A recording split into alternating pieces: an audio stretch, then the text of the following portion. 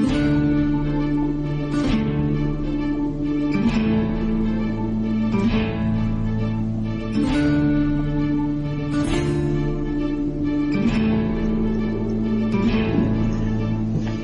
now, all you mangy dogs. Swab the decks and hoist the sails. The guns on board be needing some proper manning. Pieces of 8 and a fine wench on your arm, if your work be not too shoddy.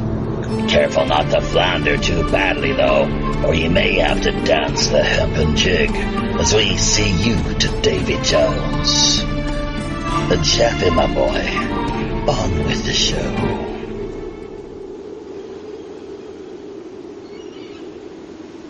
Avast, Miates. To our listeners from across all regions of the planet, welcome once again aboard the Robin Hood, flagship to the world's one and only cooperatively inspired charity podcast network. Live streaming today from under crisp, dark, early morning South Korean skies, you're listening to episode 49 of Pirate Radio Podcasts.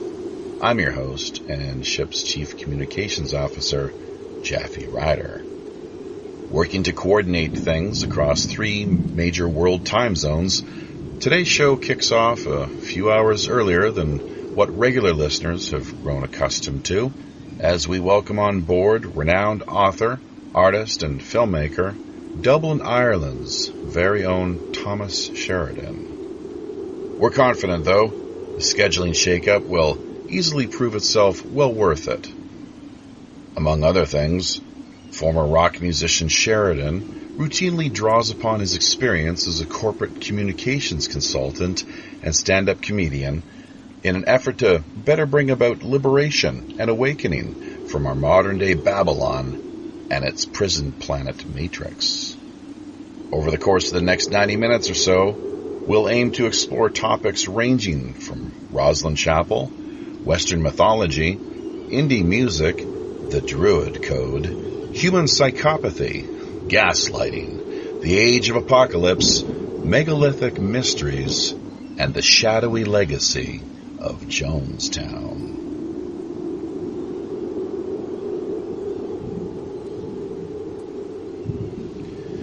Well, gentlemen, wouldn't you know, things, as even though we are kicking off here at episode 49, we've immediately run into some technical issues with the slideshow that we're trying to get set up here, streaming on YouTube.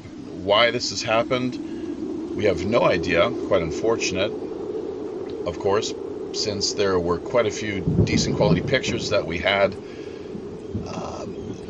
incorporated into the presentation that we had planned for today. So how's everything else? So I think we've got, once again, as was alluded to in the introduction, things are set up here spanning 3 world time zones as the case as things are with Ireland and Ensenada over in Baja and here in South Korea. Thomas, do we have you there in Ireland? I'm indeed here, Jaffrey. Thank you. Well, that's good. So that's we don't have to worry about that. And Pirate Larry, how about yourself? Ahoy, Jeffy! I'm here. Okay. Live from the crow's nest.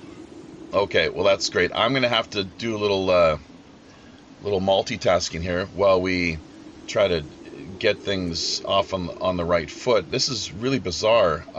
Never happened before. So wouldn't you know? Any ideas why that might be, Thomas? Just a coincidence? Maybe a few gremlins in the works, or? Yeah, maybe the full moon. Who knows? Has brought out Perons on 333. The demon in the chaos. Who knows?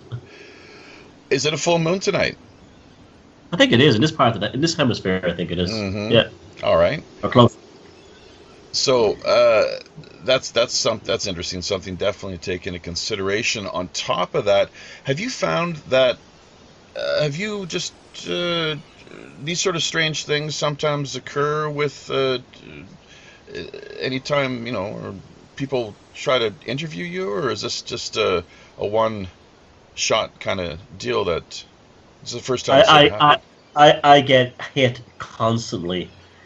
I get attacked constantly. I have had phone jacks fried in the sockets. I've had numerous, shall we say, interference over the years. It hasn't happened much lately because I don't do a lot of interviews anymore. I refuse like 90% of the interviews I'm asked on now, so this is actually quite rare for me to do this now.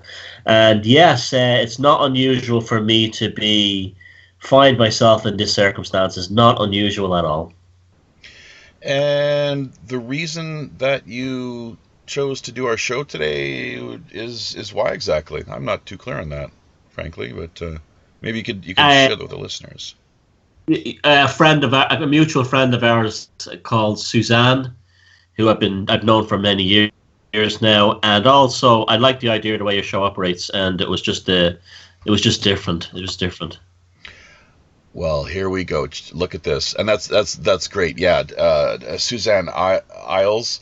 It's a tough name. I'm not too familiar with it. It's not the sort of surname you come across every day, but over on Minds, of course, people know her more as Alchemy Doll. So, but big thanks and a shout out to her, of course. That without her help, there's a good chance this might not have even taken place. So, yeah, over the course of the next 90 minutes, then we're going to hopefully explore a whole range of fascinating and intriguing topics. Where should we start then? One of the things that just came to mind here too, speaking of synchronicity, is how our last guest, Tom Schaefer, you actually share the same initials as he does, TS. So that was kind of jumped out at us. But on top of that, wouldn't you know that actually the 45th show that we did just happened to coincidentally enough synchronize with the election of Trump, who, as from his end of things, became the 45th president of the United States. Just one of those strange. We're living in interesting times. There's a lot of that kind of synchronicity and stuff going on at the moment. And these kind of things happening. Right. So something that people should maybe take the time to pay attention to and just make note of as these as they occur. So, but you've been a pretty busy guy as of late. You haven't done too many speaking events as far as podcasts go, but what about public presentations? You've got a fair number of bookings on that front, including a May symposium, I believe, is coming up in London in the next few months. Is that correct? Yeah, I do. The one I do every year is actually I've actually come back on doing. I don't do a lot of speaking talks anymore. Again, I've just like when I first arrived on the scene about 3-4 years ago. I mean, maybe more now. I was doing events and talking things all the time. I've retreated from a lot of things. I just basically in the last couple of years, or maybe in the last year, just really want to work on my actual creative output and put most of my energy into that. One of the things I do every year is the AV, which is a big festival, a big event organised by Enoch Crane over there in England. It's in Milton Keynes in Buckinghamshire, and I do that I've done that about every year for the last 4 years, I think, and that's a very big event. And I'm doing the Glastonbury Festival in England as well in the summer. I've been asked to do one in Houston, but I don't know if anything's going to come of that. Houston, Texas, this year as well. I don't know if anything's going to come of that. But yeah, no, I do get asked again. I get asked a lot, but I turn them down. I'm just not as out there in person as I used to be. I'm much more in the kind of scribe stage now, where I'll just basically want to write and create and make films and that kind of thing. Right, and we're going to get more into that here, hopefully, over the course of our discussion. But first, right off the bat, speaking of, this whole business of not doing too many public, engagements or podcast interviews and the like, Pirate Larry, I think it's maybe time that we gave Thomas a bit of a rundown here, overview as to what actually it takes and is required of people to find themselves welcomed aboard the Robin Hood, in accordance with the ship's articles, of course, and wishes of Captain Long John St. Clair. Yes, well, we have a sort of an ancient ritual, so that when people want to board the Robin Hood, first we require a pirate story or some kind of pirate joke, or even maybe a pirate jig, and it can be anything related to piracy, just so that we can get some pirate news on the show and a little pirate history on the show. And this may be a last-minute surprise to you, Tom, but do you have a pirate story for us? I do. Do you know where the Jolly Roger comes from? Not myself. No, no. But why don't you share that with us? That'd be great if we could have that. It was used. It was a code used by the Knights Templar and the Freemasons, Scottish Rite Freemasons, as a symbol of being outside the British Navy in terms of piracy. And actually, they were originally pirate ships that flew the Jolly Roger were floating Freemasonic lodges. I bet you didn't know that. Well, how about that? It doesn't surprise me in some ways, no, because we've already in the past kind of looked at and reflected, kind of considered the possibility that there's some Knights Templar tie-in, of course, with this whole business of the missing Templar fleet and whatnot, and how just coincidentally, and I think this is Robert Homrich, I think, Larry, was it not, who drew this to our attention and kind of made that point, that just as the Knights Templar went into seclusion, they were forced underground, that from 1307, I believe, was the date, that from there suddenly there emerged on the high seas throughout Europe and the West this the age of modern. The age of the pirate. Sure, there you go. What are your thoughts? Do you know much about that then, Thomas? Yeah, that's exactly what happened. Exactly what happened. That's why they code names like Bluebeard and Blackbeard and all this kind of thing. This is why pirate ships, people used to leave the English Navy and the Spanish Navy to go work on pirate ships, because they were treated better. There was no hierarchy as such. The captain treated the sailors much better than they would have been treated in regular navies. But that thing of the Templar fleet, big part of that took place around here, where the part of Ireland I live in. They spent the winter in Donegal Bay, which is quite close to here. And there's places around here still have Templar names, like Temple Moor and stuff like that. These are all places with Templar connections, and they kind of survived in Ireland. Because we were far enough away from France. A lot of them here were still walking around in in Knights Templar robes, like for 100 years afterwards, out in public, almost like to mock the Pope and the French royalty. So they never really it took a long time. They didn't vanish overnight like we're told after the Philip II Friday the 13th, edict or whatever. It took about 200 years, and what you had was a migration from that into piracy. But they have histories of migrating, like then when that kind of ended, you had like things being set up like the Dutch East India Company. If you look at their flag, it's the flag of the United States, just not enough stars, but it's the United States flag. Right. And they moved into things like that. And then it was seafaring, navigation, and then the natural course after that was things like Freemasonry came out of that. And then they even became the first espionage. I mean, that's really what it was. It was the first espionage ring. That's why it's totally tied in so big time to seafaring. This is why Columbus sailed across the Atlantic with the Templar sails on on the Santa Maria. So we have a little better idea than perhaps what happened to the missing Templar fleet. What of the treasure? Any ideas where that ended up? Well, we have to first consider what was the treasure. You see, a lot of the stuff is code. People say treasure, they automatically think was great riches. It could be anything. Treasure could be knowledge.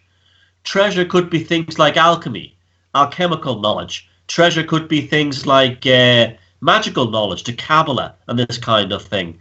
Treasure could be the ability to work with numbers in order to create wealth, like a banking or an accounting system.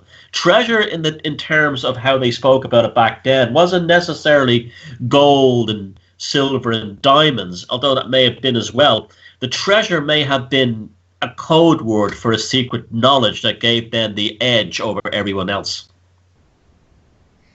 There you go. So alchemical, perhaps, as I believe you alluded to, the Gnostic insights, or the code. Well, who knows exactly, but yeah, more of along spiritual lines, perhaps, I guess, is kind of what you're drive, an enlightened spiritual quality or insight, or even using language, even ways of using language to get people to do what they want. They could have been the first. They could have been, they could have been using kinds of like word magic, a kind of early forms of neuro-linguistic programming. So when you talk about these subjects, you often were spoken to is allegory. It's allegory and metaphor more times than it's what it says it is. Like when they talk about things like the holy blood, the blood of Christ from the Middle East, or the Holy Grail. The word Grail, when you start looking into it, could mean anything, not just the Grail itself, which is a cup, but what's contained in that cup could be ideas, knowledge, and remember, like, knowledge was a dangerous thing back then. It wasn't. The Christians slaughtered Hypatia, threw her body on a fire, and burnt down the Library of Alexandria for a reason. Because if you had, we're talking in a pre-internet time, a pre-publishing time, anyone who had any kind of, shall we say, powerful knowledge it was like having the best software in the world, and like the Bill Gates of their time. And it's only now we look back and think, well, what would be the value of knowledge? Back then, the value of saying having the knowledge to maybe create some kind of chemical reaction, say gunpowder, right? To have that knowledge back then would have given you power beyond your wildest dreams. This is why you had like the likes of every monarch in Europe vying for the attention of Edward Kelly and John Dee, just because of their alchemical abilities.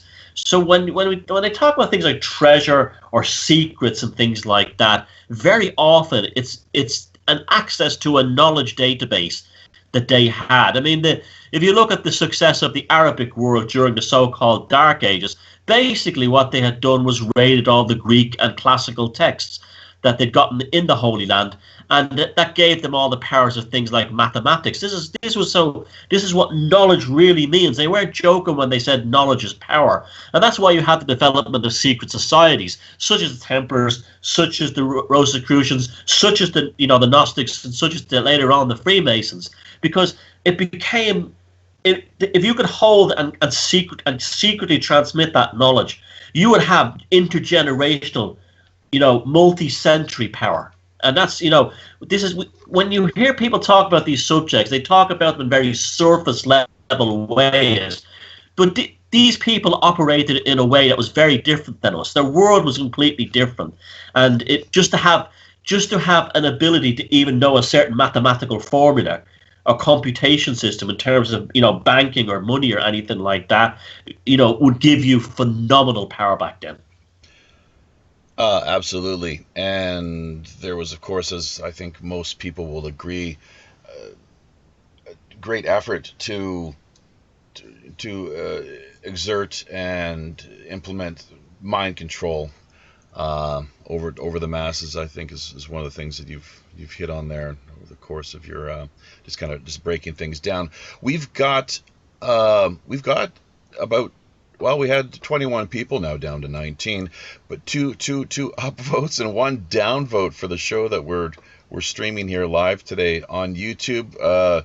So the commentary here in the sidelines, the YouTube chat is heating up a little bit, of course. And we got Brig Denholm, who we haven't seen around for a while.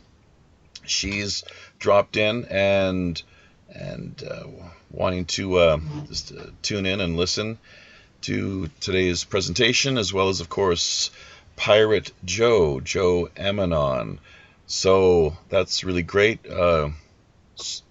Excellent. The two of you could make it there as far as the text chat is concerned. So be sure, if you got any questions for Thomas, anything that you like to for him to clarify or work on helping you to better get to the bottom of, by all means, just let's hear it there in the side chat. So here we go.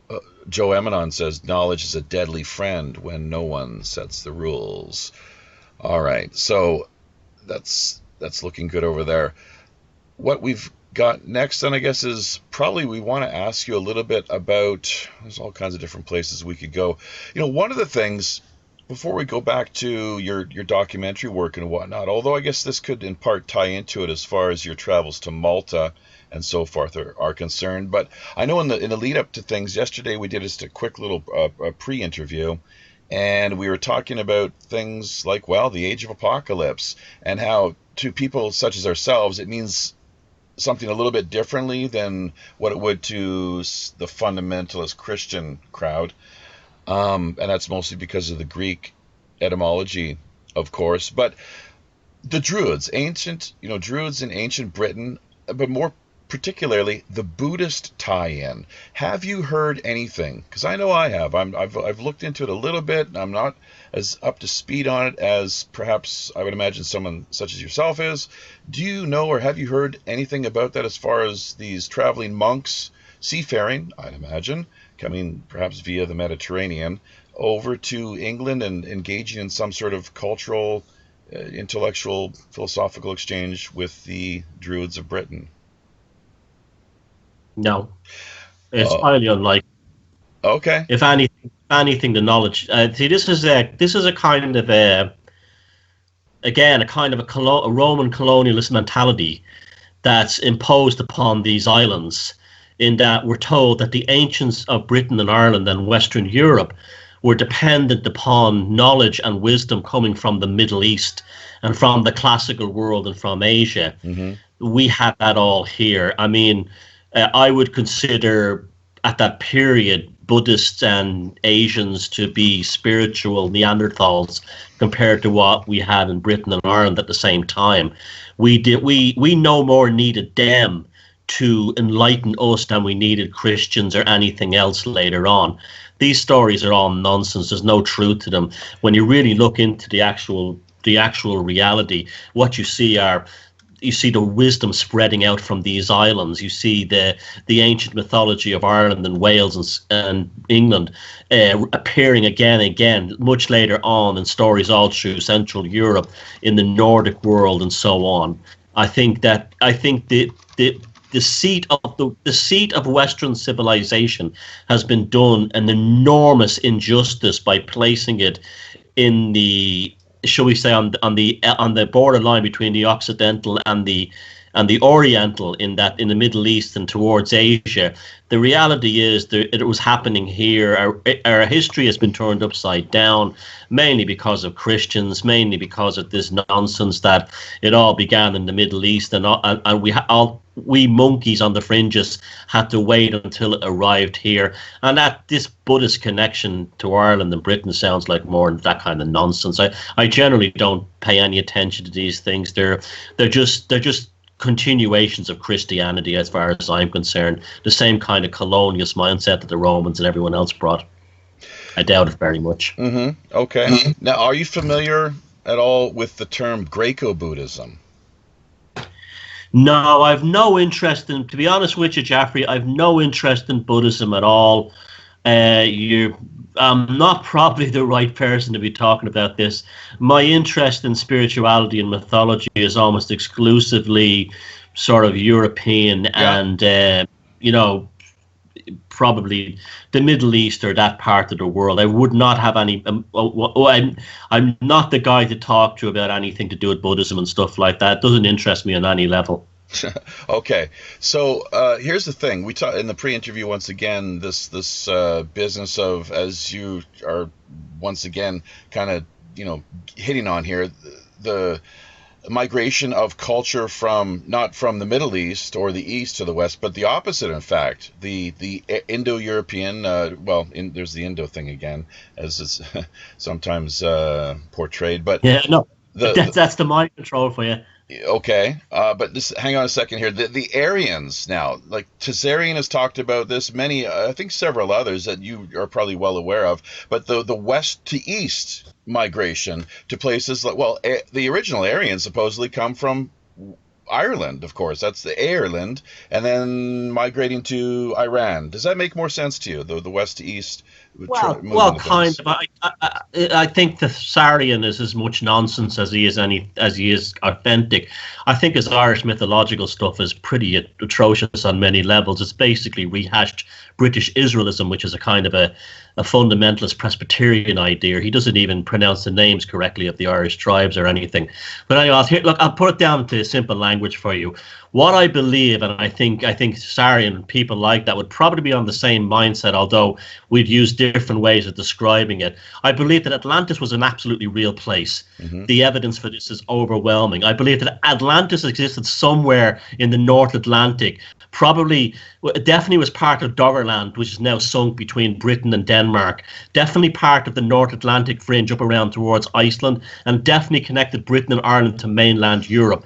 It was an expansive civilization that's extended from southern Scandinavia down towards Iberia, Portugal, Spain, through Brittany and the south of England. It is a megalithic culture. They're the ones who built the Stone Circle, Stonehenge, Newgrange, specifically Orkney in the north of Scotland, and so on. Something happened about 2500 BC. What happened at 2500 BC was an environmental or some kind of disaster. This is the root, I believe, of the Ragnarok story of the Nordic tradition. I believe the Midgard serpent is probably the rift in the Mid-Atlantic rift, caused an earthquake, and you had what you call Atlantis today, most of it significantly falling down below the sea. We have the stories then arising of, particularly in Irish mythology, of things like Tir na Og and Hy Brasil, and all these ideas of ancestors who once lived beyond the sea. This is a maxim in all the cultures along the western coast of Europe.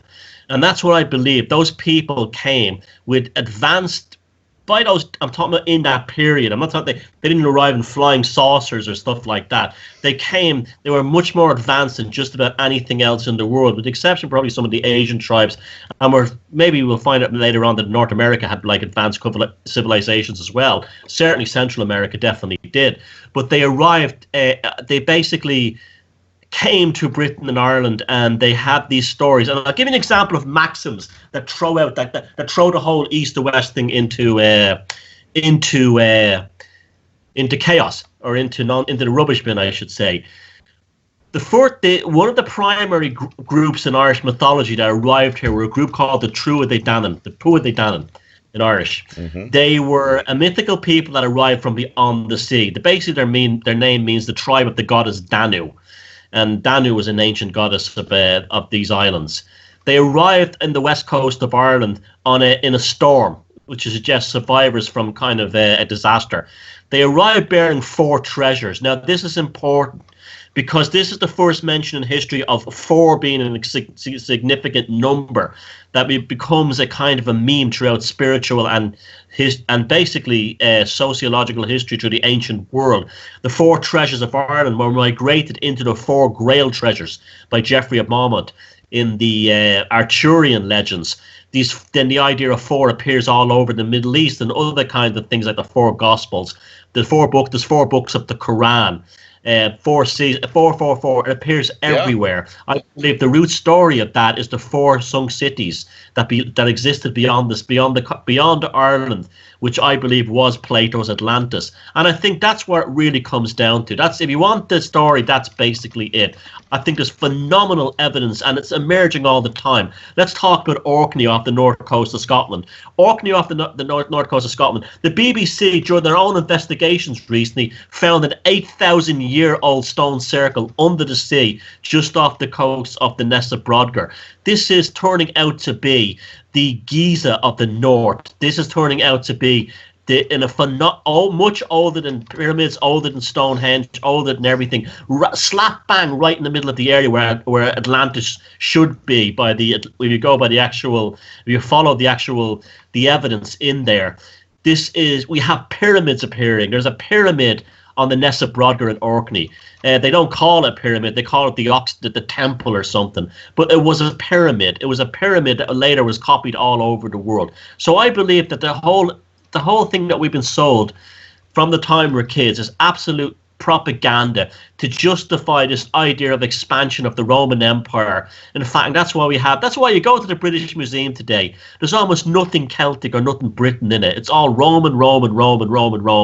And that comes from the same kind of, shall we say, elites or aristocrats that have existed over the century, see themselves, and they probably are, direct descendants of the Roman royal families, and by extension the Middle Eastern royal families from Babylon and Mesopotamia and so on.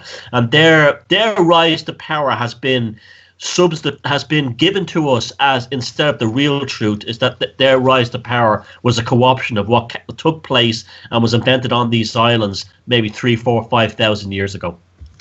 The Piso family. Descendants the Piso family, the Roman black nobility. Yeah. Near just every Italian pope since about the 1700s has been a member of the Piso family or Italian black nobility, including Pope Lucius, who was the one who was the pope during I think that was his name, Lucius. It was, don't quote me on that. The pope during the time of the Third Reich, and he was the one who signed off the Reich Concordat basically allowed basically threw away the Catholics in Germany. Now, what's interesting about him is that he was a big time member of the black nobility of Rome. These people, yeah, you're right. These people, they show up time and time again, and they're rewriting the history of humanity to actually make us believe that they're like almost like the gods of the rest of us. Sure. Yeah.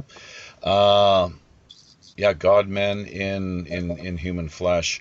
But the Pisos, once again, I'm not sure if you're familiar with this or have ever come across the idea. I'm guessing you probably have, the Piso conspiracy, which ties into the whole business of who Christ was and how the New Testament came to be and so forth. Do you know much about that? I don't believe Jesus Christ existed. I think he was invented by the Council of Nicaea, just basically a handy deed. There was probably some guy in the Palestine or Judea at that period the Romans crucified lots of people, and there was endless numbers of Hebrew radicals at that time. So there's probably basically someone based on that idea. I don't believe he actually existed. I think he was created purely by the Council of Nicaea. In fact, I know he didn't exist because his whole backstory is Mithra, it's Zoroaster, it's all these other deities that already existed in that region. He's basically, Jesus Christ is nothing more than a copyright trademark for the same idea that existed for about 2,000 years before he even came along. Then the whole business, of course, of the missing years, very intriguing. Although I'm not sure if you know, he did have a family though, apparently too, whoever this character actually was, and that Paul actually actively persecuted and worked to hunt them down. As in accordance, there's an emperor named Domitian, I believe, in the 2nd or 3rd century, around the time of Council of Nicaea. He's the emperor, as I recall, of Rome, and he actually issued a decree whereby the bloodline of Christ was to be exterminated. They were to hunt the descendants of Jesus down and eliminate them. So, and it's apparently never been rescinded. So that's interesting if you tie that into a lot of the intrigue through history and and so forth. Quite something to well, it's worth considering, I guess. At least I'm not sure if it sounds like you might not be top of your list of priorities as far as reflecting upon and giving some thought. Well, to if he didn't exist, how could he have kids? That's the way I feel about it. Right? Yeah. Okay. So there you go. But this is quite fascinating. Now we got to backtrack a little bit here because you've really covered a lot of ground there. What was the name of this? You said like Doverland or something. The name of this Western Atlantis, this Scandinavian Atlantis, tying into the whole Ragnarok mythos. Yeah, the Doggerland was basically a plain, and it's described in the Nordic tales as the plague of Vigrid. Now, this plain existed, and it's a real place between the north of England, Yorkshire, and Northumberland, that part of England, and stretched right across the North Sea, where North Sea is now, to Denmark and northern Germany. It went down about 5,000 about 6,000 years ago. It started to sink. It started to sink around then. Could you spell that, Thomas? I can't. I don't know. I'm not too clear in the spelling. Doggerland. Doggerland. Doggerland. Okay. Oh, there we go.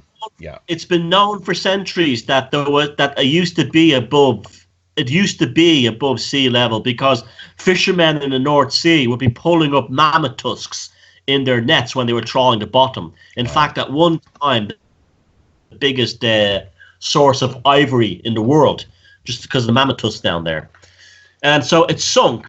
And so it cut Britain off basically from Europe. It also would have been a phenomenal catastrophe at the time it happened. Now, if you look at the Nordic story of Ragnarok, you have basically the final battle where the old gods die. The Aesir gods die in one final mighty showdown on this plain of Vigrid. The actual world sinks beneath the ocean after this thing called the Midgard serpent basically causes a gigantic tidal wave and destroys the land. This is also this idea of a massive tsunami is also very common in Irish mythology. Now this tsunami came in. If you look at the Mid-Atlantic Rift, there really is a Midgard serpent that wraps around the world. It's where all the tectonic plates on the planet join. It's the most volcanic active region in Europe. It's also where its eyeball would be Iceland, one of the most volcanic active regions on Earth. That's exactly where its tongue and its eyeballs would be. Jeez. And that would be, if there was ever going to be massive earthquakes and volcanoes, that would be written down in allegory as a giant serpent splashing in the sea and spouting fire. It would be Iceland. Now, this place, Doggerland, sank below the sea. They're now starting to find more and more signs of human habitation in there. It's very possible and very probable that they'll start finding megalithic stone circles, dolmens, and the whatnot down there. This was part of the same Atlantean culture. People in the past didn't have psychology like we did. What they had was folklore. So they transferred things into allegory. So they didn't have the language to describe a tsunami, but they would say a giant serpent in the sea splashed its tail and covered the land in water, and it sunk to the bottom of the sea. Now, in Ragnarok, what happens is that the land comes back up from the sea again, which suggests survivors, and the world of men begins in earnest. Now, this is very, very interesting because this ties in very nicely with the 2500 BC idea that perhaps, like as Joseph James said in his book, The Bicameral Mind, that people started to develop their ego, or should we say a conscious mind around that time. It seems to have happened all over. 2500 BC is a very interesting time around the world, particularly in this part of the hemisphere. It's when there was definitely climatic changes on a vast scale. You had the desiccation of the Sahara Desert happening around that time, turning to a desert from basically a fertile plain to a desert. You had basically the end of the great pyramid building of Egypt. It came to an end. And the megaliths of Europe, of Western Europe, the Stonehenges and so on, the final phases of them were finished around that time, the really big ones now. And it's also around the same time that the Nessa Brodgar in Orkney also became depopulated. Something colossal happened in Western Europe. And it's been speculated, and it's something I completely agree with, that in order to survive and go on from this horrific catastrophe, human beings developed a conscious mind. Not to say that they couldn't think before these times, but they operated like for instance, when Carl Jung first went to Africa and met tribes like the Dogon, what he was surprised by was they didn't think as individuals, and they didn't even dream. They had what he called a minds that were free association, in that they all kind of shared the same consciousness. Basically, one thought was everybody's thought, and this allowed enormous building projects to happen, such as the building of the pyramids or the ancient monuments of the ancient world, because you'd have almost like humans that were functioning similar to how bees would be in a beehive or ants would be in an anthill. After 2500 BC, and this catastrophe that this is probably also the root of the biblical flood, this catastrophe that happened, human beings, in order to survive, have to develop a kind of an ego, another conscious mind on top of that, in order to survive, in order to find, otherwise they would have fallen apart.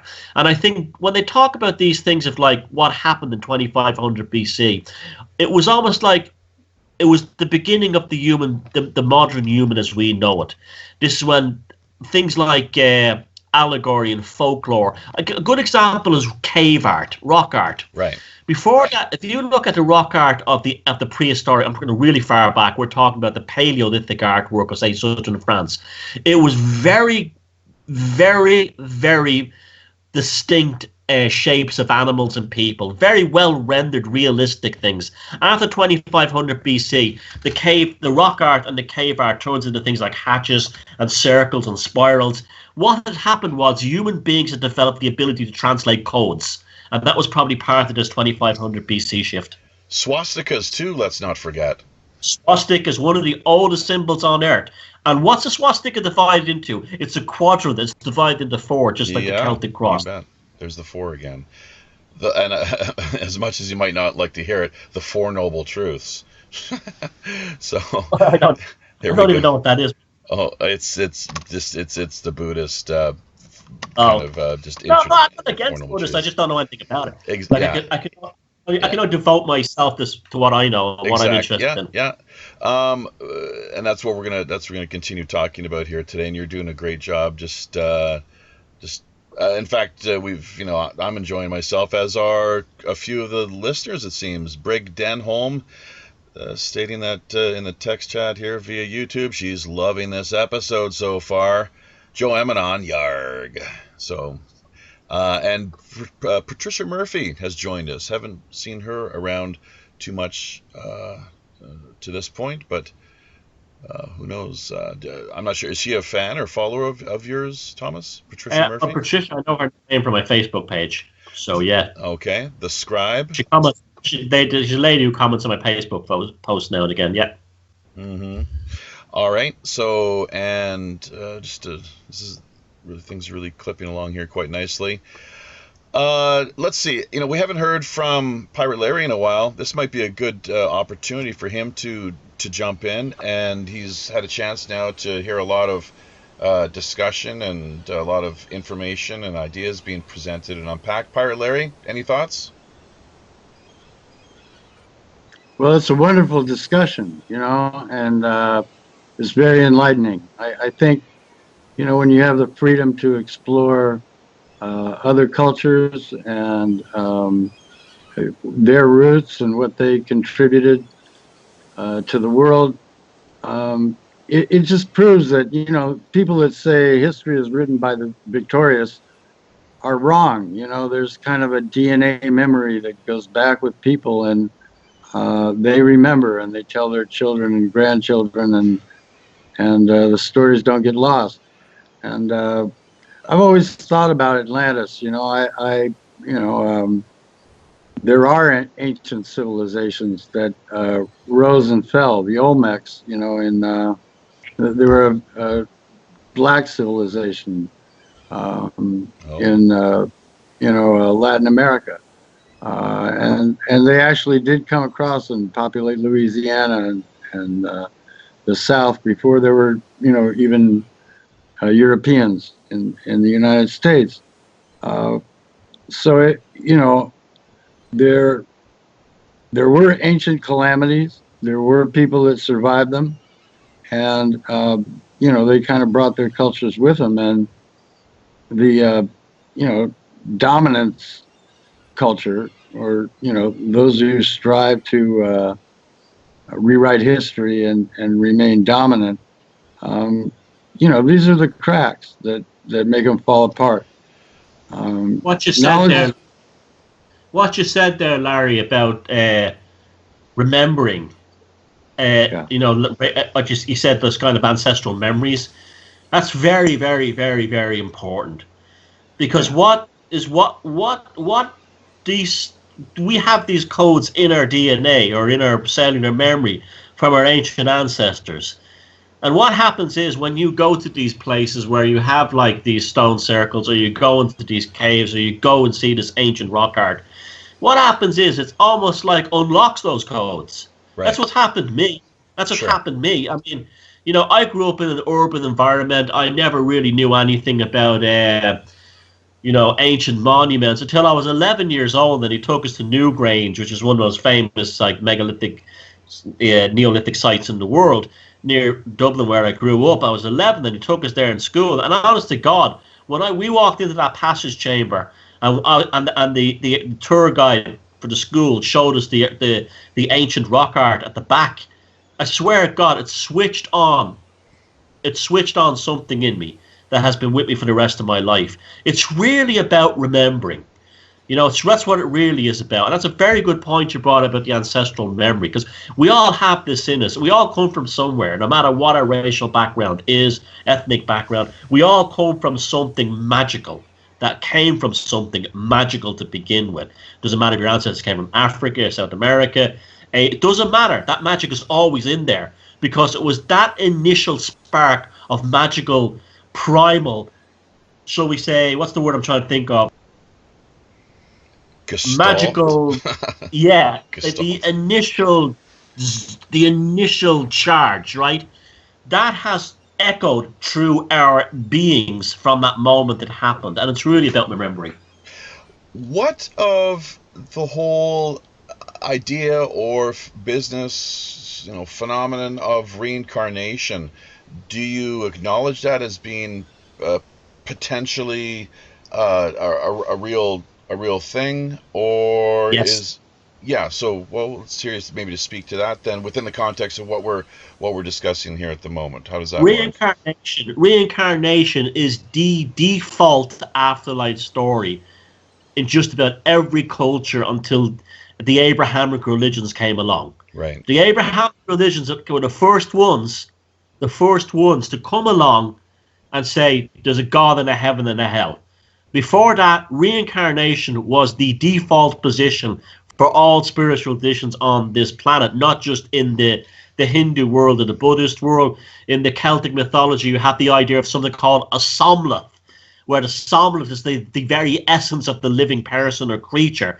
And basically, a human being is reborn through not only different people, but different animals. And they always return back to where they need to come from. So, for instance, there's a story in the ancient Irish mythology of, say, a woman having a baby. The baby dies.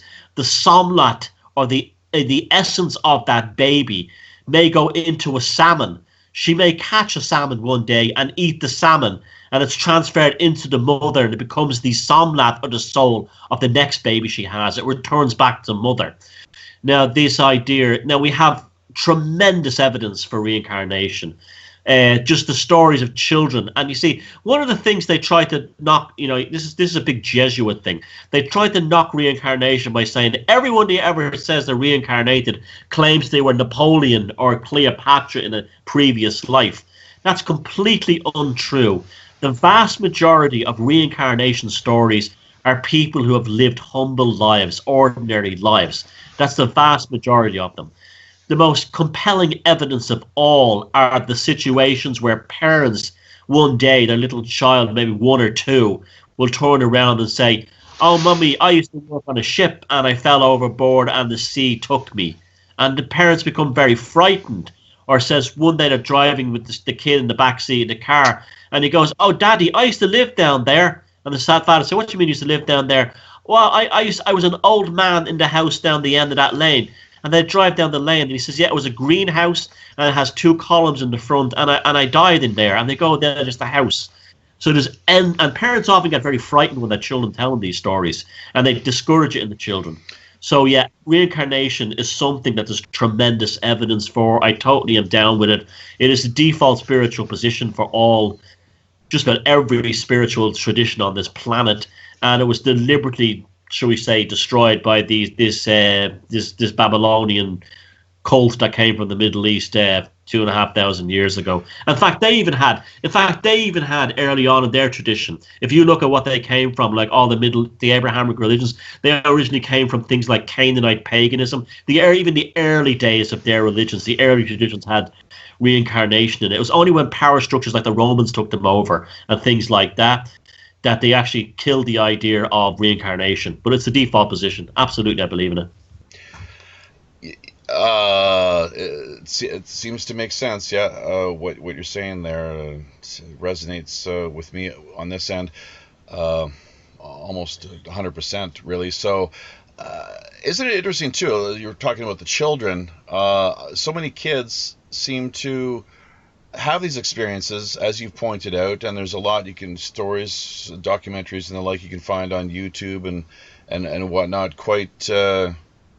It makes you really wonder what exactly is going on. But as we grow, many of us, maybe you yourself had this experience yourself as a child, up until the age of who knows what, maybe 6 or 7, when things tend to change within us.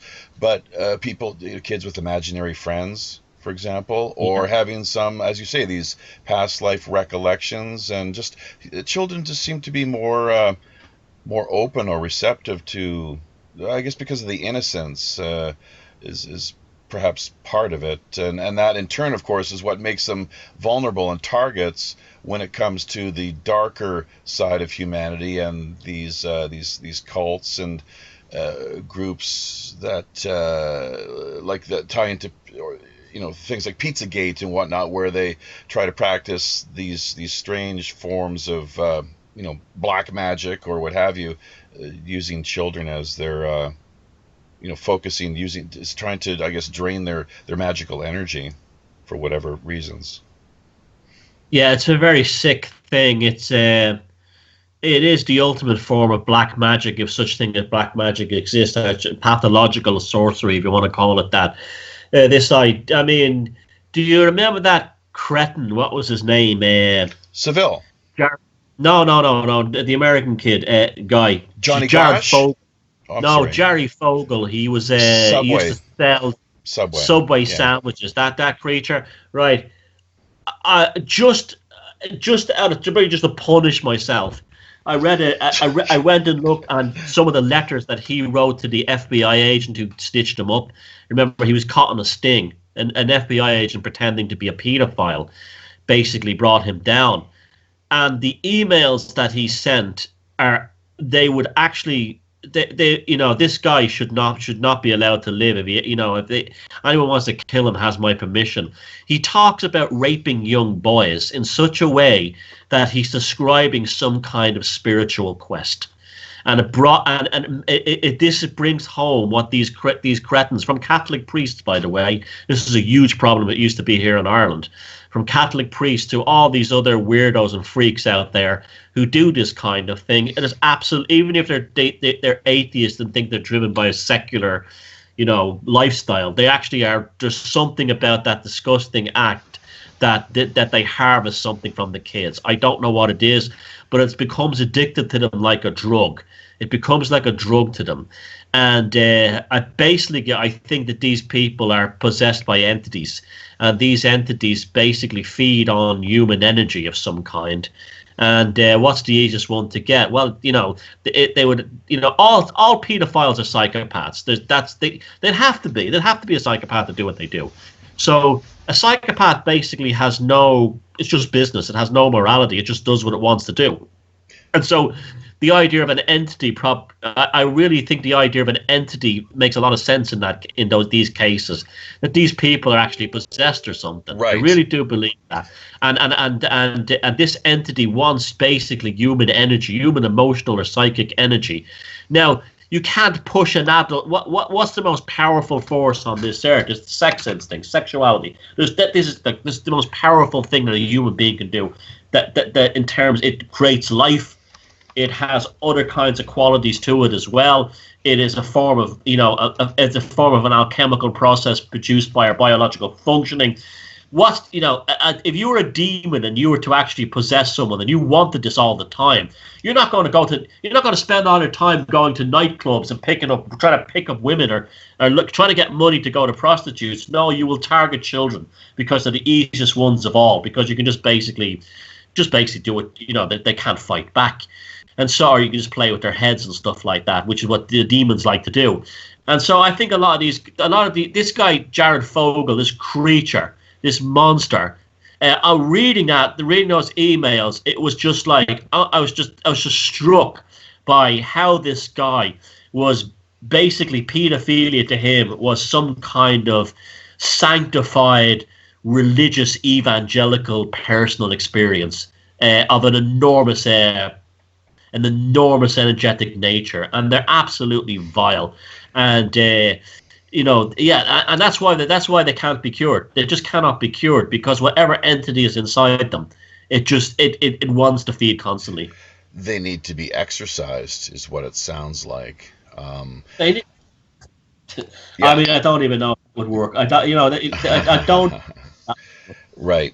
Hey, the word saint, of course, it means if you look at it, it's root word sanitation, clean, sane. So you're basically essentially your inner spiritual house has been purged, and there's there's some real powerful good stuff going on in there. But Crowley, we haven't brought his name up, but you're talking about ritual sodomy of whoever. You could, kids or adults or whatnot. But apparently, I think, as I recall, that was part of his sex magic sort of philosophy and lifestyle.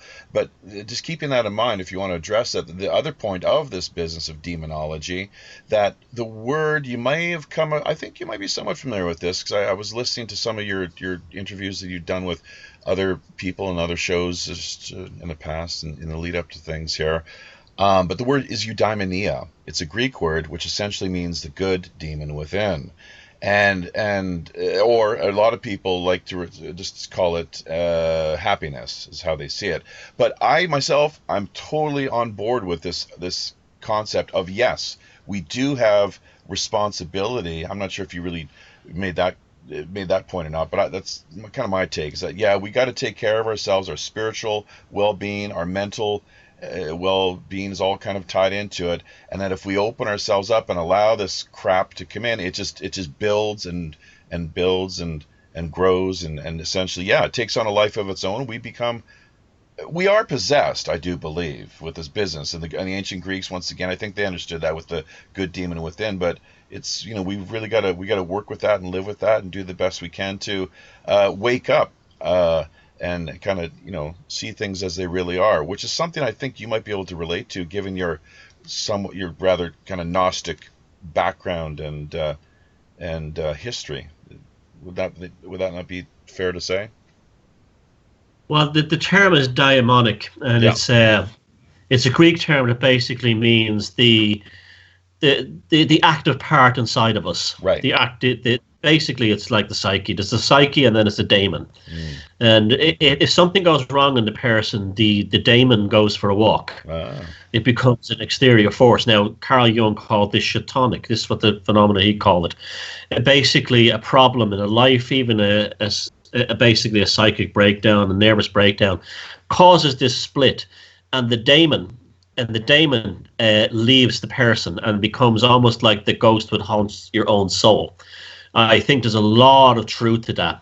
I think I like the idea of this kind of idea of a daemonic resonance, where you are actually being the demon that you're actually suppose you think you're possessed by a demon, or you're having trouble with the demon. I think the demon is quite possibly, in some cases, could be you yourself. Your shatonic part of your personality has basically been split from your psyche, and it's outside of yourself, attacking yourself from the exterior forces. I think the reason why when a daemon becomes pathological, it has a desire to be free, to be no longer entrapped in the psyche. This is why it expresses enormous hatred for, if you look at any sort of like exorcisms that took place, but they express enormous hatred towards the person that they were possessing. This could be the daemonic aspect, like wanting to break free, deliberately inciting, I might add, a Catholic priest or some other cleric to perform an exorcism. This is why the Catholic Church go to extreme lengths, and this is why I'm very wary of all these professional and sort of like superstar exorcists you get within the evangelical churches in America, who perform like 5 exorcisms a day. Reason why the Catholic Church go to extreme lengths not to exorcise a demon is because it releases the demon. It releases the daemon from the psyche and makes the thing free in the world. It basically creates a feral entity that roams free in this reality. So it's an interesting idea. I think, the Greeks were definitely onto something big time. They definitely had a lot more knowledge in this stuff than we would have today, or even since Christianity came along. I'd like to circle back, actually, just do a little backtracking here to what had been hit on earlier regarding, well, we didn't go too much into Malta, and I know that you have done some exploration and personal visitations and trekking and, to that area, that part of the world. But there's not just Doggerland, for example. There's been, on top of that, multiple undiscovered and sunken, lost I'm not sure if continents is the exact term, probably not, but cities and civilizations all through Cuba, I think, is an example. You got Yonaguni, which over in Japan, and it's just countless everywhere. I'm sure you can probably rattle off a few yourself. But are we not, given this, with this being the case, things like the Google satellite GPS system and that sort of thing, that we're living essentially now through the age of apocalypse, which once again, it just means an uncovering or a lifting of the veil. It doesn't necessarily mean some huge military conflict or battle. I guess some people would like to have us look at it that way, but just an awakening. Spiritual awakening. Yeah, that's all I see as the literal meaning of like the skin being opened up and the truth revealed. Yeah, it's absolutely. I mean, talking about those sunken continents, like Graham Hancock about 15 years ago did that wonderful TV series Underworld, where he went on diving expeditions to all these places. Sure. I mean, that was like that show was a huge hit in this part of the world. That was a mainstream show. It was on Channel 4 in England. And that was a huge hit, that TV show, and it really got people excited and interested. And so you had millions and millions of people watching that show and suddenly amazed that they didn't, they're finding out there's sunken cities all over the world. This is something they were never taught in school, or no academic will ever teach them. And this kind of idea, it's knowledge will out. It's coming out in all kinds of ways. Yes, the internet is playing a major part in it, but people had to be receptive to it. This stuff has always been around if you wanted to go look for it, but people a sizable number of the population had to be receptive to it. and they're being receptive now. So it was a case of not that the secrets had to come out, but the population had to, or well, a sizable percentage of the population had to be at such a position where they were ready for it, and that's exactly what's happened. I find, like, in my work, I've got like 1 foot in the mainstream and 1 foot in the alternative. And I'm finding that more and more my mainstream audience are coming around to Fortean or esoteric or out there ideas, because I think of the way I present them. I don't tell people this stuff is true. I don't barge in saying, that this, that, and the other is definitely true. I present the stuff in such a way that they'll find it interesting. For instance, my main way of teaching people about ancient civilizations is through mythology and artwork. Everyone loves a good story, and everyone loves a good picture. But I was going to run in there screaming about the Anunnaki and they're coming back on Planet X and all this nonsense. That would just frighten the mainstream people away. And they'd be right to run away because it is nonsense. But if you go in and talk about like how rich our ancient cultures were and what we have to learn from them, and you can point to something like Stonehenge and you say to them, who built that? And they'll say, who? Your ancestors built that. Your the same blood that runs in your veins built that. And if you talk to them in those kind of ways, you find that they open up and they suddenly find their own magic narrative to apply on top of that. So it's all about how you tell people these things and approach it. It's been very, very badly described until very recent times. And now I think people are getting better. There's lots of interesting books and documentaries and films people are making. And they're like, just like that Graham Hancock Underworld series. That was a beautiful example of how to do it properly. Sure. And there's been people such as yourself, of course, everyone lending a hand, doing their part in their own way, whether it's through books or documentaries or what have you. Michael Tessarian is another. I'm not sure what other any names that come to mind, colleagues, people that you respect, and there's lots. I like Anthony Peake. He does a lot. I like his work very much. Mm-hmm. He deals with the mysteries of the quantum universe, the matrix, the nature of reality, and things like. He'd be a good one to have on your show. Actually, he's a nice guy and a really good talker. I like people like Robert Bruval. I like people like Graham Hancock. I'm quite traditional in that scope. I'll pick up something off most of the others here, there, and now and again. There's a guy called Mark Urry in England who wrote a book about the Green Man, and also he's been on Greg Moffat's radio show, which Legalized Freedom. He's done some talks on the missing Roman legions. He's someone new that's come on the scene. I quite like what I've heard from him. And there's bits and pieces here, there, and everywhere. But ultimately, I think it's important for people not to get bogged down in listening to me or anyone else all the time, and get out there and start exploring for yourself. Because the ultimate truth seeker, the ultimate guru in this stuff is always going to be yourself.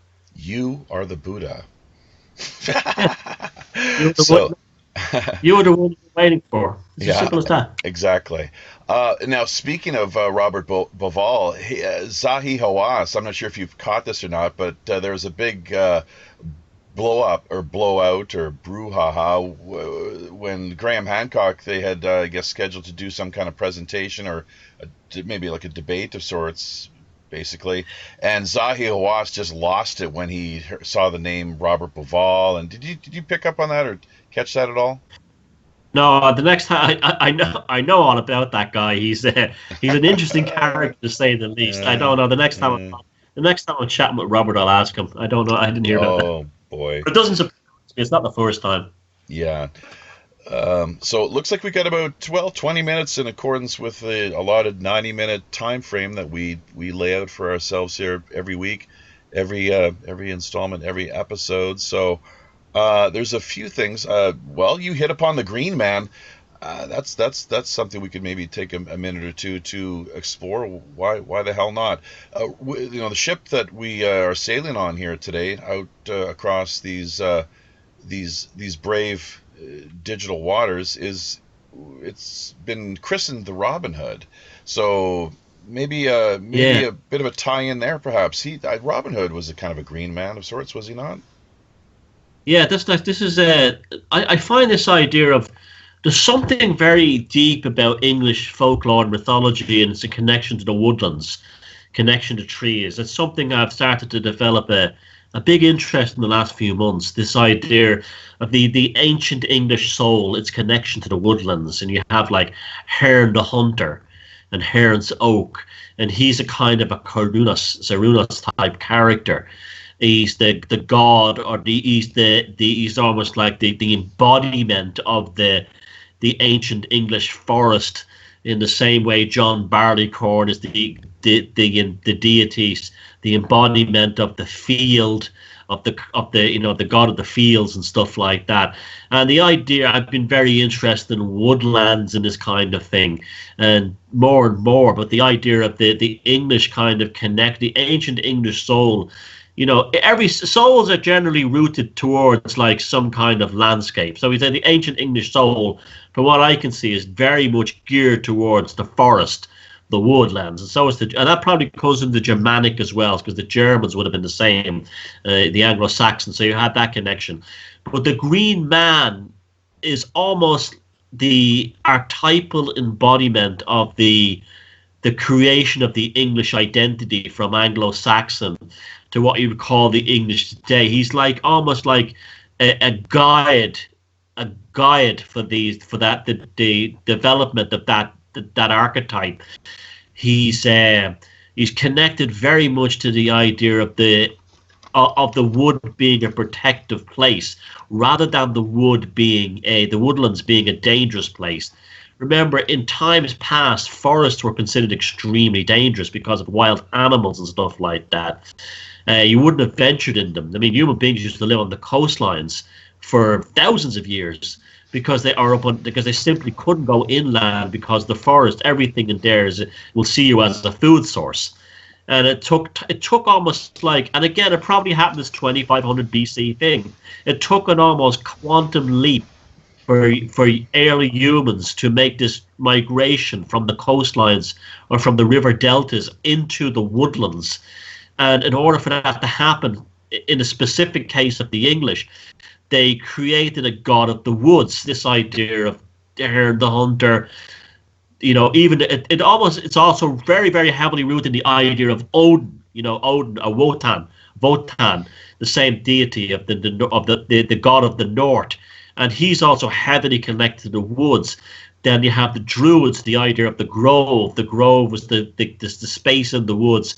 There was where the chapel really was, where the actual sanctified, that word again, area of the spiritual kind of involvement, but also legal and other things. Druids were much more than spiritual advisors. They were lawyers, storytellers, politicians, genealogists, the works. And the Green Man is the embodiment of this relationship between the ancient English identity, and specifically, although you have other versions of it in Germany and around the world, but specifically in the English identity of the connection between the human and the forest.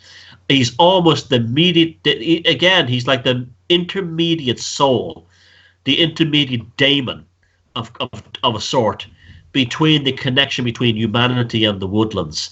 And it's a really beautiful thing when you think about it. It's a really beautiful idea that you have this guy who's in the woods, that's almost like a wood spirit, who's actually taking care of you. He's there for you, but he doesn't encroach upon either you or the natural world. It's almost like he's almost like a Rosetta Stone of understanding the woodland existence. Right. And then from that, now Robin Hood is an interesting one too as well, because Mark Orry in his book The Green Man talks about how people used to cover themselves in copper ore, actually powdered copper, as a way of keeping infections down. It was a way of keeping, when they would go into the woods, they would cover themselves in copper, and this would stop insects from biting them, and also would give them a lot. And then what would happen is their screen, what happens to copper when it oxidizes, it turns green. Right. And these guys would actually turn green, and they would actually be in their skin color would be the color of Lincoln green.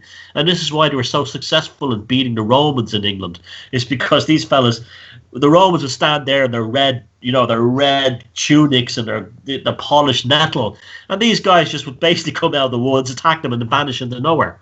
and they were literally green. They were green men, and that's Robin Hood is probably the allegory of Robin Hood. Although there seems to have been a real Robin Hood, but the actual idea of this Robin Hood and his merry men of the woods being in Lincoln Green comes back from the same idea of humanity's early, shall we say, seeking sanctuary in the woods. Fascinating and profound. I'm thinking, of course, too, he the Green Man, as with Robin Hood and Maid Marian, would have presumably had a archetypical consort or counterpart, a female partner. Is that not the case? Yeah. In the Irish tradition, it's an entity called the Shield and the Gig. Ah. If you go around Irish homes today, you will often see in the rural areas, but it's quite common. Actually, because she's becoming very fashionable and trendy again. Part of the apocalypse. She's a pagan deity. Although she was incorporated into Irish Christianities, and what it is, it's a representation of a woman with her legs spread apart, and she's holding her vagina wide open. Oh yeah. So her vagina is the same, is prominent is as big as her head, and this was the Shield and the Gig. Now, basically, she is the female representation of that idea of the nature spirit, the nature god, or the nature deity. Interesting idea that her vagina is actually shown as a portal.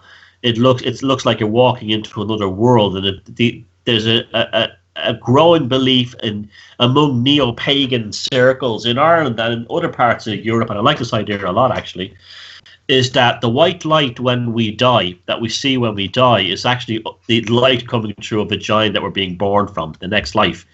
And so there's a theory, and I like it a lot, that the Shield and the Gig is a reminder that you will be born again when you die. How about that? Very symbolic, of course. So, yeah, and a representation, I would imagine, too, of fertility. Fecundity is it's a word people might want to get their dictionaries out and look up. But, yeah, perhaps that sort of thing.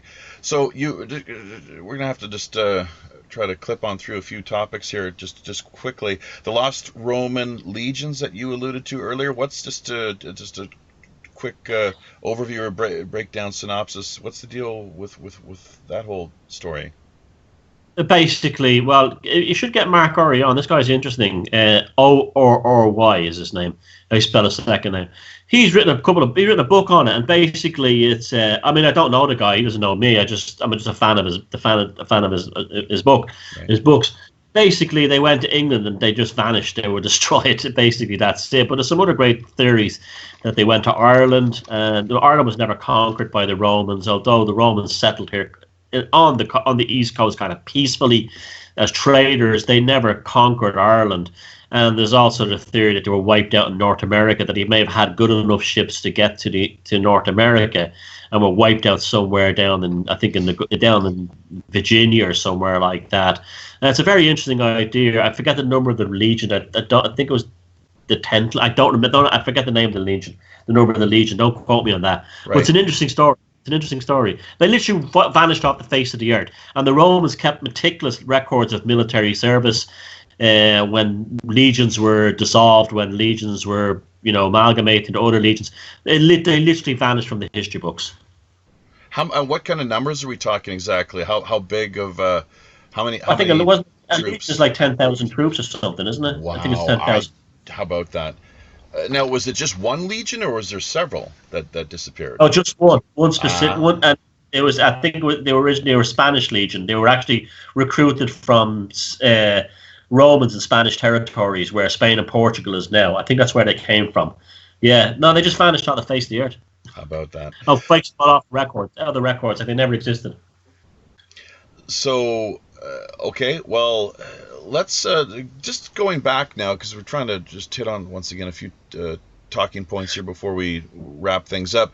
Circling back to this whole business of megalithic culture and whatnot, we were talking just once again the pre-interview yesterday, briefly discussing this business of how South Korea, where I'm happen to be, presently based out of, although we are, of course, today broadcasting from out of international waters on the Robin Hood, that the South Korea claims to contain or have here on the peninsula some ridiculous amount of the world's dolmen. The Korean word actually for dolmen is go in dol. Go, you can look at that, I guess, in the go sense, going, as you alluded to earlier, with this vagina business of the afterlife and rebirth and whatnot. You're going in because it's used to a lot of times mark, it's as representation of death and so forth, and in, which means person in Korean. It's interesting suffix, something to really keep in mind and reflect upon, because it's American and Canadian and Italian. In Korean, it's the same prefix. The in means Hanguk in, meaning person. There's a lot to that. There are a lot more examples that we could come up with at some future date and just kind of map out for people. But yeah, it's something like 60 or 70% of the world's dolmen. What's the deal there exactly? Have you heard much about that?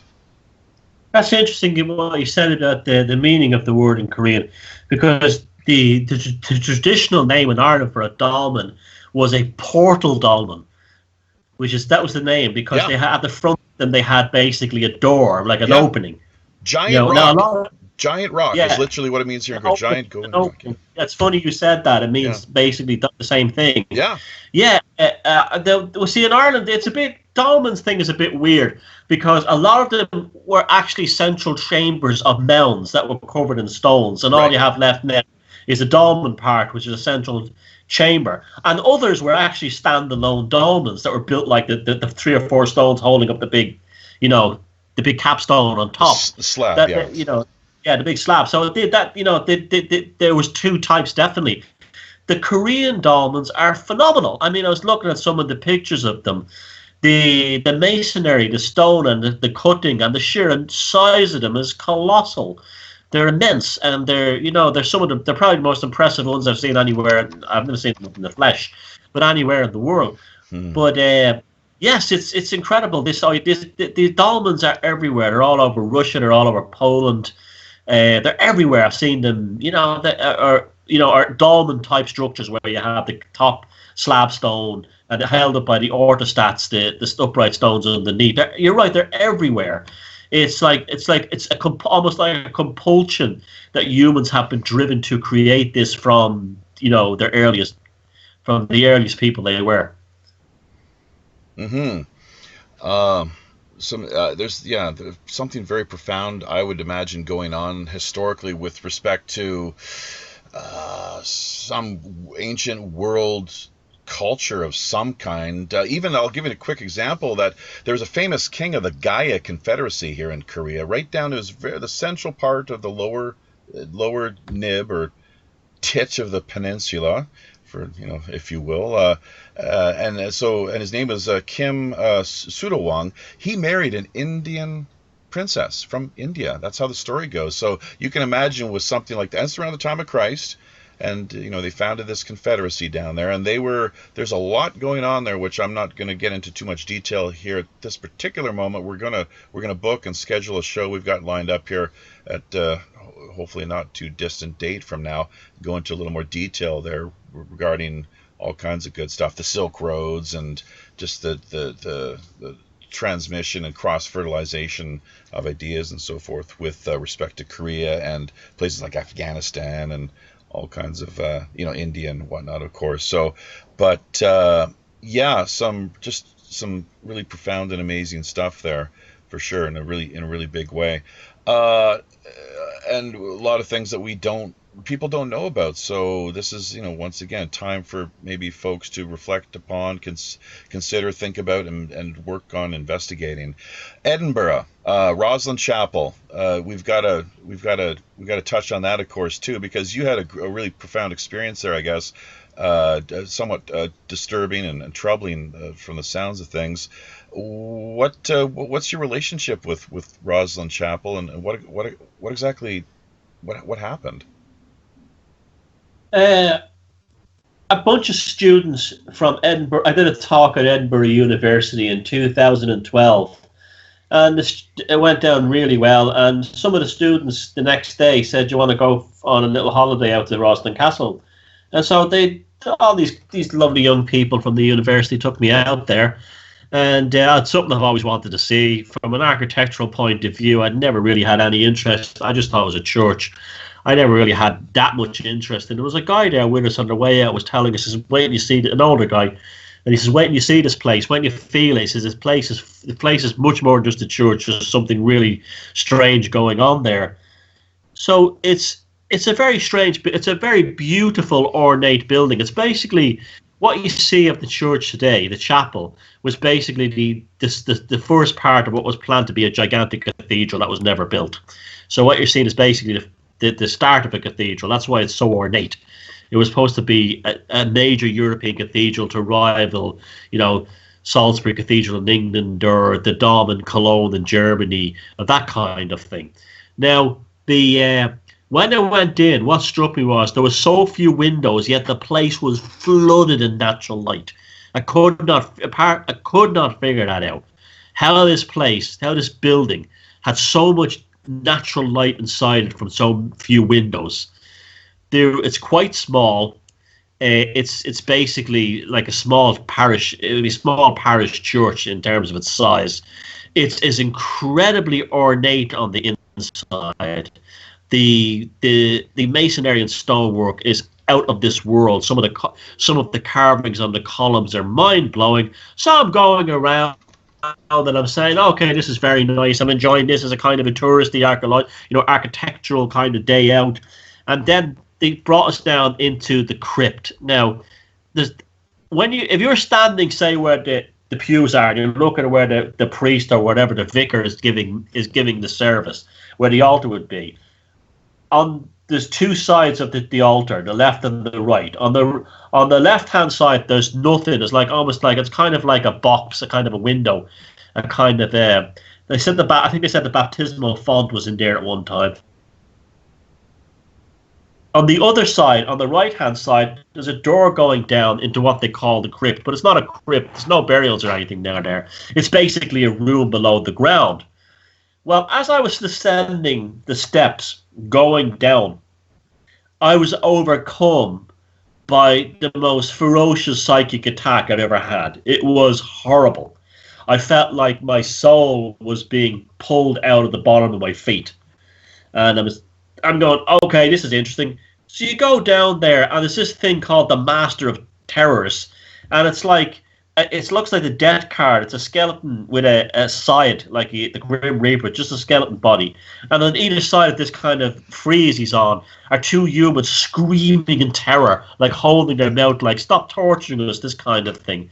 But what's really interesting about this crypt and this lower sub-basement is the walls are covered in microscopic or smallish, about the size of an American quarter, pentagrams, loads of them, and all kinds of other weird shit like that. Sorry, of course, all kinds of other stuff like that. It's a pirate ship, Thomas. Don't worry about it, man. On the walls, but beautifully done. Yeah. Beautiful. And the story is that's where the masons practice their skills at cutting stone. If they could cut down a finite shape like that, I was like, what a load of bollocks that is. They were clearly a ritual. This was a ritual environment. These were magical pentagrams in a magical setting. But they were on the wall, and here's where it gets really spooky. They were on a flat wall, and you got the same impression there was something behind that wall, and it wasn't very nice. When you go back upstairs on the right hand side of the altar, where it's just like basically a box or an opening, myself and a lady that I was with and a friend of hers put our hands, and she said, put your hand in there and tell me how it feels. It was like putting your hand into the air above liquid nitrogen. It was absolutely freezing, the air around this. So cold, in fact, that you felt it, and I've never felt a cold thing like this before. It was spreading along my arms like it was infecting me like a disease. And then the guy who's with it was turns out later was told me he claims he was a Satanist. I don't know if he was or not, but he was definitely into the occult and stuff. Basically, from what I gather, underneath that altar is an entity, maybe the great demon himself. We don't know. Under that floor is down there, and that's what's behind the wall, and that's what was walled up by the Sinclairs. They brought it back from the Middle East. It's a box or some kind of entity, and it's inside it. Now, is that true? I don't know. Have I seen much evidence for it? No, except that I literally had to be carried out of that church by two students from the college, from the university. And I had to go outside, and they told me to hug a tree, which I had to laugh at. You know, the idea of tree hugging, you laugh at it. But I did. I put my arms around the tree, and I started to feel normal again. Roslin Chapel is the most toxic and evil place I've ever. When I say the word evil, the most energy zapping and the creepy place I've ever been to in my life. And I've been to a lot of strange. I've been down caves in the way down on the Ireland. I've been in the Hypogea in Malta, which was a very strange experience, but nothing was like Roslin Chapel. The Star of David is said to be, or it's the Seal of Solomon, is essentially what it is, and it's said to be on one level at least some sort of a demon seal of some kind.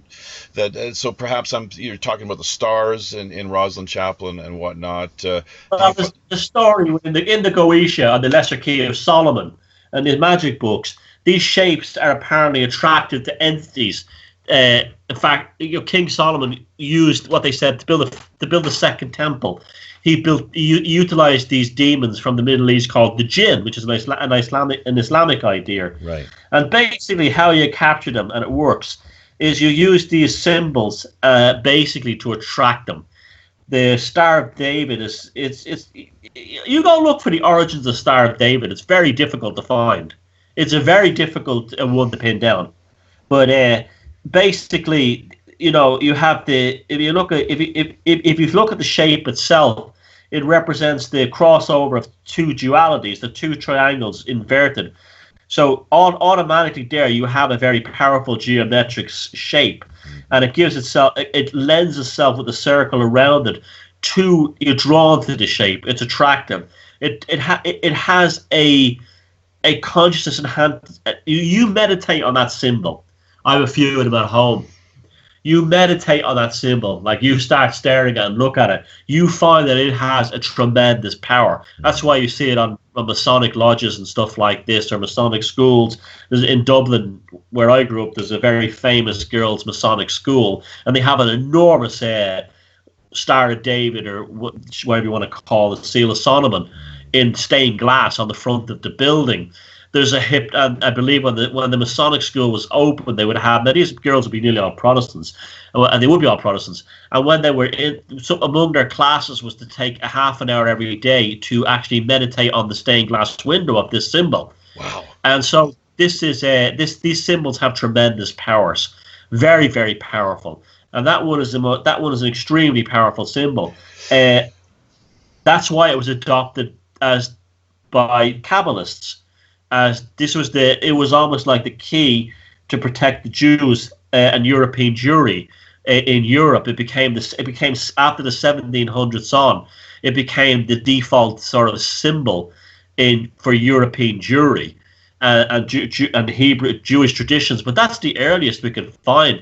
If you go back to the earliest synagogues in, say, Palestine, you'll find things like swastikas on them. There we go. I mean, it's incredible. Yeah, and that's what I was going to ask you actually next, is how it ties into the swastika. I know a little bit about that, believe it or not, as far as the history goes and its relationship with the Nazi, that whole thing. But just briefly here, because we're going to try to wrap things up in the next couple minutes.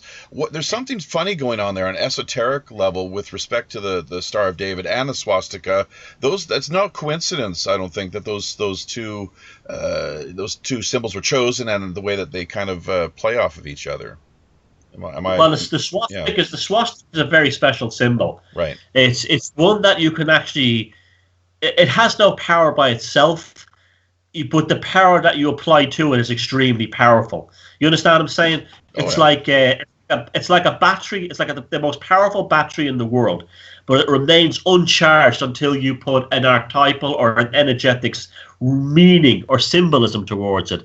You'll see it in on Celtic monuments in ancient Portugal and Spain. You see it everywhere. The Hindu world, of course, is there. It's still it is the symbol of the Vedic world. Yeah. But the Nordic people say the hexen magic of Northern Europe, the magic of the European witchcraft tradition of Northern Europe, Scandinavia, Finland, Germanic countries. To them, it was the sigil of Thor in perpetual motion, spinning around the sun. Some speculation also in places like Finland, it was seen as the Big Dipper, or what you call it in America, or the Great Bear as we call it here, the constellation of Ursa Major rotating around the pole star. I really like that one a lot. That's a great theory, but it's basically a dead symbol until you apply a power to it. When you apply the power to it, it's a quadrant, so it's got the same kind of power as a Buddhist mandala, just like the Celtic cross have. When you have the quadrants, the four things, it also can be used to represent the four functions of the psyche. Intuition, intuition, feelings, and so on. And in the center, you have it's the same idea as the center of the Rosicrucian cross, the dot in the middle, the absolute point of the unknowable God. See, these symbols are so incredibly powerful and so huge that to actually when someone starts, when someone says to me that the swastika is the symbol of the Nazis, as if that's the only thing it ever was, I know I'm dealing with a complete idiot. Okay, that's like one of my yardsticks for idiocy is when somebody finds swastika offensive. Yeah. Swastika existed before. That's like finding metal offensive. It's like finding coal offensive. Right. It's just has no. Just not. It's a resource. It's a psychic resource, and so that's like I mean, you have a situation now where you have absolute idiots, cultural Marxists, who are trying to imply that swastikas from the ancient world were actually Nazi now. Right. And we can't have a swastika from 2,000 years ago from Portugal, or 2,000 years ago from the Indus Valley, or 2,000 years ago even from an early Jewish synagogue, because they're Nazi. This is how stupid people have become. Yes, the swastika is a ferociously powerful symbol, and we have to take it back from the Nazis, big time. It has to be. One thing I would love to see in my lifetime is the swastika reclaimed from the Third Reich. Absolutely, and I think we're both on the same page as far as that is concerned. It's said to be an ancient, among other things, an ancient Aryan sun symbol. So let's just leave it at that there for now, other than to perhaps add to that how it was no coincidence the way that these symbols were selected, and in particular the swastika, and how the Nazis used that, and that the impact that it did eventually have on people's thinking, as you've pointed out here, and the way so many have been essentially dumbed down, and it's just this form of mental enslavement and ignorance, really. So, but we've pretty much hit the time limit here. Just quickly then, just going back to Roslin Chapel, as I had alluded to or touched on in our brief discussion yesterday, as we were doing a little bit of audio check and so forth, I spent a couple days actually across I think it's called Roslin Valley, just across the way there at a location, a little estate called Gordon Place was the name of it, and there are all kinds of. I was invited there. It was downtown Edinburgh at the time. The Fringe Festival was in high gear. Ken Kesey and the Merry Pranksters were they were scheduled to perform during the Fringe, and I managed to take that in. Actually, I'd been on tour throughout Europe, and kind of a bit of a fan, kind of stalker type. So in the end, though, as things turned out, was invited to stay at this Gordon Place location out just once again across from Roslin Chapel. Stayed there for a couple days within the midst of these artists and fire, I guess that's like circus acrobats and musicians and just seekers of all sorts. So it was a great time. But one of the things I told you about was this business of going down and exploring the caves in the valley, and how the story that had been brought to my attention was that it was William Wallace and his men who were hiding out there during the reign of whichever, I think, British monarch, English king, presumably. Edward Longshanks. King Edward Longshanks was the king of England. Right. Now, you mentioned the name Robert the Bruce. He and William Wallace worked together. I know very little as far as this history is concerned, but weren't they kind of, they were allies, were they not? Yeah, that was his king. William Wallace was just a soldier. Sure. But apparently, the story goes that they were, William Wallace and his men, they would hide out right there, right at the base of Roslin Chapel, within these various cave structures throughout the valley. So, as a means of evading capture at the hands of the English. Was it William Longshanks? Is the name once again of his Edward Longshanks? Edward Longshanks. Yeah, he was Norman. So yeah. I'm sorry, he was Norman. A Norman. Yeah, I think. Well, the Normans were running England that time. Sure. And what was the time frame there exactly with the era of William? 1300s. You're breaking up a little bit there. I'm sorry. One more time. 1300s. There we go. Yes. So 1066, of course, was the Battle of Hastings, and that whole business where William the Conqueror, I guess, came into Britain with his forces and troops. One just a quick.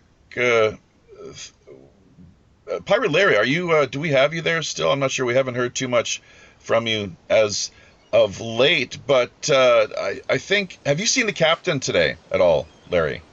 I haven't seen the captain, but I hear he's over at the Mossy Wench, which is where we're going to after the show. Yeah, and which is going to be just in about 2 to 3 minutes from now. So, you haven't seen the captain? Well, hang on. No, we're getting an update. The captain is, in fact, on hand. Just a minute, folks. Yeah, Captain Long John Sinclair, stand by. Yeah, send him over here. Yeah. Tell him to stop. He's got to cut back on his drinking, okay? All right, sober up. Okay. Yeah, 2 seconds, gentlemen. Yeah, this be Captain Long John Sinclair here. Welcome aboard the Robin Hood, Thomas. It's great to have you a part of things today. How's the stand-up comedy going these days? I think we may have lost Thomas. Oh, I didn't know you were talking to me. Sorry. Yeah, Thomas, the stand-up comedy. But on top of that, though, let's not forget the name Long John. Captain Long John Sinclair. There's a bit of a family connection. The ancestors from the Roslin Chapel, of course, the Sinclair clan. So yes, indeed, direct descendant here. But let's leave that aside for the moment, if you wish. It's totally up to you, but really, we just want to extend our thanks. It's a great pleasure and honor, in fact, to have someone of your scholastic ability and knowledge visit us today aboard the Robin Hood. Well, that's the first time I've been interviewed by a Dalek. Yeah, thanks. It was good being on. I'm sorry, a derelict. A Dalek. You don't sound like a pirate. You sound like a Dalek. You know, like the robots from Doctor Who. Well, I'm not sure. We'll have to do a little bit of a sound check maybe after the show. Maybe work on improving things. But anyways, Pirate Larry, episode 49. Chaffee, well done. We're off to the Mossy Wench, then we'll see you, gentlemen, in a few minutes now. Yeah, okay. Thank you, Captain. Aye, Captain. Yeah, so, yeah, much appreciated. No, he pops in from time to time there. You have to, I'm sorry, that's hopefully not too, he was a little bit, he's into the sauce a little bit today, as he typically is, so, but we're, just working on winding things up here. Thomas, thanks once again. It's really much appreciated. We've got a little bit more if you're going to be able to stick around with the after show, the feature end of things, the Rogues Gallery, as we like to call it here, as we make our way over to the Mossy Wench. Maybe talk about a few different issues, including gaslighting and Jonestown. So if you've got a little bit of fuel left in the tanks there, the afterburners. But I'm just just maybe keeping that in mind. We also, our listeners want to know a little bit more about what sort of links that you've got to share with us, where we can find you, if you've got any major events coming up. Of course, you have the May symposium. Anything else you'd like to add to that, as far as people being able to contact you or where they can find you? My website, thomassheridanarts.com, is one, and my other website, streetdruid.net. They can get everything that I've ever done on either one of those two websites. Streetdruid.net. That's a new link there, so we have not come across that one to this point, but we'll be sure to add it to the show notes. thomassheridanarts.com. And Triskelion, that's a swastika reference there, kind of a bit of a callback, as it were, but maybe we can go more into that, of course, in the after show. But it's the Triskelion being the three-pointed swastika. Is that correct? Yeah, three spirals. So you've got the Triskelion Dragon .blogspot, which is there's a lot of great content over there as well too. Thanks once again to Alchemy Doll, aka Suzanne Isles, who helped to put this interview together, and reaching out to Thomas and making a little bit of magic happen here today for show number 49. Let's not forget too, as well, people can find us on YouTube, Twitter. Podomatic, of course, is where we've got our PayPal set up. People enjoyed what they've heard today, the content and discussion. They can pop by there and maybe we're always open to tips and donations, subscriberships, and all that kind of good stuff. So right now, unfortunately, Google and the AdSense that we are working on having set up via our web domain, wprpn.com.